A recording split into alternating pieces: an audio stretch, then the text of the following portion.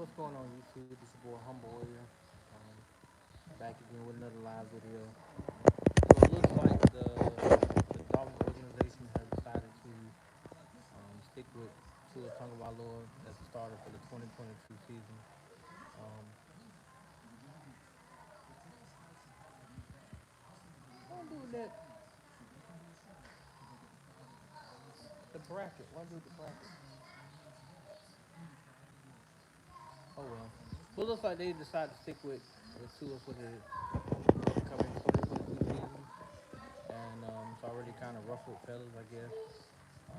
I've seen a few messages where people have added me about being supportive of the suggest of the decision, and personally, I really don't care. But at the end of the day, it's about who gives you the best chance to win. Can Tua do that? Absolutely. But as Doug said, he is inconsistent. He has to get better being consistent, especially this third year. We need to see more consistent throws, more consistent, precise decisions being made on that field when it comes to these games. Um, for the most part, he played brilliant. Um, he had one or two games where he was terrible. Not gonna lie, but for the most part, he was very, very decent in the games he played. He was very good. Would I like to see touchdown increase? Absolutely. Would I like to see other things increase with him? Yes, more yards per game, more touchdowns, less interceptions.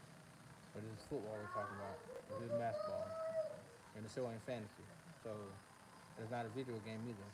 So you can you can expect better performances, but it's up to him to go out there and put in the work, not be a slouch. I mean, he's due to the fact that season was over last week. I don't expect him to come out here this week and be putting out workout videos and all this stuff. But within a month, I do expect to see him going out there throwing balls, doing workouts in the cold. Just showing people that he's taking it serious enough to where they could take that next step forward with him. Because right now, watching the Bengals game, Joe Burrow's in his second year and in the postseason. Is all of that credit to Joe Burrow? No, but most of it is. He had astounding numbers this year, 4,000 yards, I think maybe 27 to 28 touchdown passes, and like I want to say 10 interceptions. So he did his part to get them to the postseason. They won the games they're supposed to win, and they won some marquee games too that got them to where they are. So, and right now he's had a pretty good postseason so far for a game. He's already thrown two touchdown passes and they're up 20 to 13.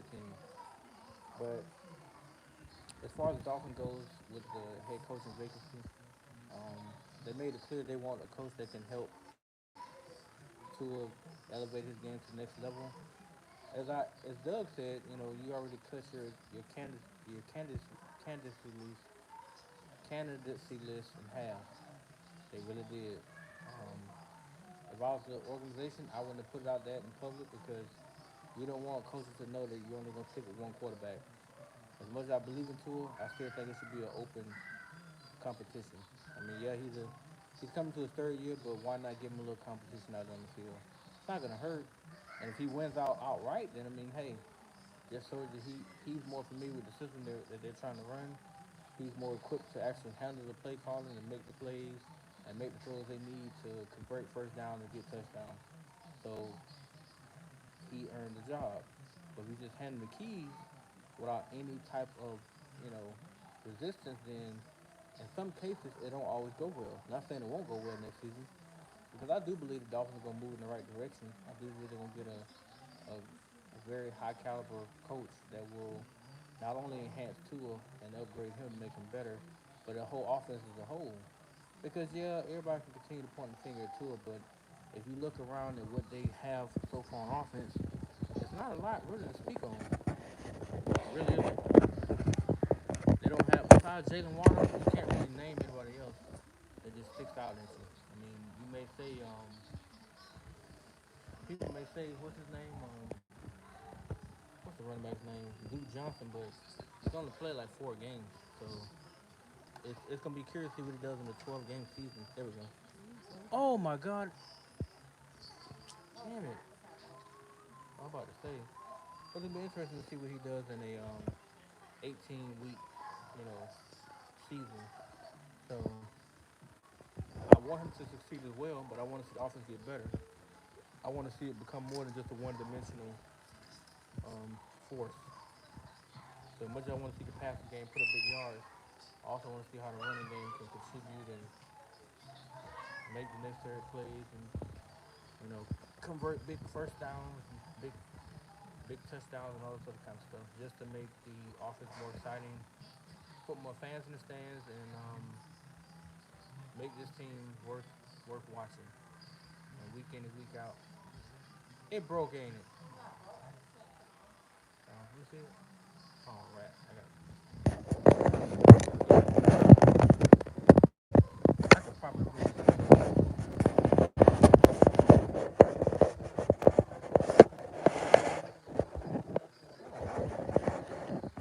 I said on that's what the problem was.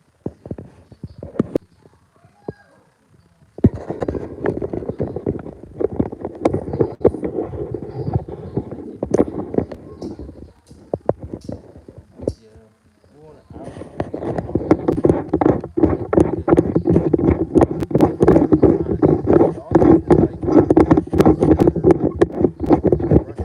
a center and a rusher. That's their primary job is only to the quarterback because the Brian Flores defense is complicated enough, and then he made guys do things that was out of their realm. What was the point in Jalen Phillips dropping back in coverage when all he did in college was rush the passer? That was only assigned job. So why complicate that when you get to lead? You're being asked, okay, in this particular coverage, on this particular play call, you're gonna just drop back into coverage. Who can he really cover? A running back, a slot receiver, a tight end? No. So why make him even do that? Now I see on the screen passes, yeah, you kind of blanket the running back so that way the players can get out and about. But outside of that, I mean, come on, you put the defense in vulnerable positions when they expect to have four rushing, they end up with three, and they don't get time to they don't get no pressure on the quarterback. So he's standing back there and carve up that zone defense. The zone is supposed to eliminate the big plays, but you also got to be condescending to who's behind you or around you, whatever, so you can make the play on the ball when the ball is from your area. That's the purpose of the zone defense. If you don't do that, if you just stand in one spot in the zone defense to a certain location, and they're gonna just sit right there. No. And they're gonna just go to a certain location, and the quarterback gonna put the ball right there, and there you have it.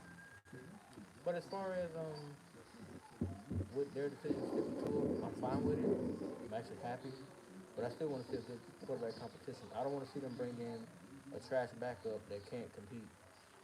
I actually want to see them make him work for his reps, make him work for that leadership role in the team. Make him, have to work harder than probably what he did when he was a rookie. And I love Tua. That's my boy. But football is a competitive sport. You can't just lay a red carpet out for him and then be like, okay, we need you to bring it next year. Make him work in practice. Make him make the plays complex to where he has to understand what's being called and where the players need to be at and how to put the ball in that spot and recognize, not only the play clock, the down, the distance, but all these things that go into making a drive successful and getting points in the end, because that's all that really matters. And putting points on the scoreboard at the end of the day. So make him work for what he has earned so far, or what he what he's supposed to earn in practice. Don't just give it to him because you're not helping him when the regular season kicks off, and you really need him in the fourth quarter. You're not helping him. So to the future coach over that may be, yes, develop Tua. Yes, get him to where he's able to take this team to new heights. But also get him a quarterback that's going to be competitive enough to take it there with him, to make him work on his game even further, to make him elevate his mental stability and his physical ability on and off the field. That's what this is all about. Enhancing your inner greatness so that you can show it every single Sunday that you go out there. Especially if they make it to the postseason next year, which I'm praying they will. And that's gonna be the biggest stage that Tua has to show what he has. Because then you're not playing against subpar quarterbacks. You're playing against the best of the best. And you're gonna get the best they got every single down, every single distance.